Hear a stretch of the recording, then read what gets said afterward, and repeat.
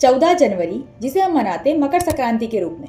आप सबने ध्यान दिया होगा कि हमारे बाकी के जितने भी त्योहार हैं वो हर साल अलग अलग डेट्स पे आते हैं, पर मकर संक्रांति हमेशा 14 जनवरी को ही आती है। आइए इसके पीछे का कारण जानते हैं। तो हमारे बाकी के जितने भी त्योहार हैं वो चंद्रमा की स्थिति पर निर्भर करते हैं, परंतु मकर संक्रांति जो है वो सूर्य की स्थिति से निर्धारित होती है। अर्थात मकर संक्रांति के दिन सूर्य धनु राशि से मकर राशि में प्रवेश करता है, इसीलिए इस दिन को मकर संक्रांति कहते हैं।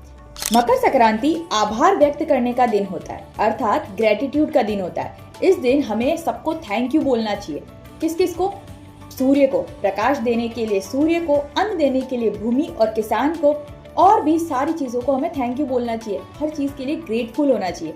तो ये दिन आभार व्यक्त करने का दिन माना जाता है।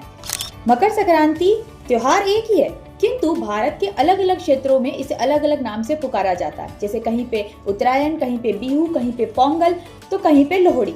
पर भावना सबकी एक ही होती है, आभार व्यक्त करने की। सूर्य को ऊर्जा का स्रोत माना जाता है और इस दिन सूर्य को अर्घ देना, नदी में स्नान करना, दान आदि करना ये बहुत ही शुभ माना जाता है। कहा जाता है कि मोक्ष प्राप्ति का भी सबसे शुभ अवसर यही होता है। कहा जाता है कि भीष्म पितामह ने भी उत्तरायण यानी कि इस दिनों का इंतजार किया था मोक्ष प्राप्ति के लिए। अब सबसे महत्वपूर्ण बात जो कि हम सब जानते हैं कि मकर संक्रांति अर्थात पतंग का त्योहार।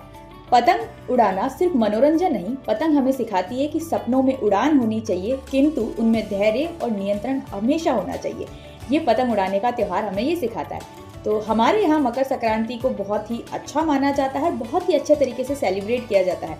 तो आप सभी मुझे कमेंट में ज़रूर बताएं कि आपके वहाँ मकर संक्रांति के दिन क्या क्या किया जाता है। और आप सभी को मकर संक्रांति की बहुत बहुत शुभकामनाएं। हरे कृष्णा।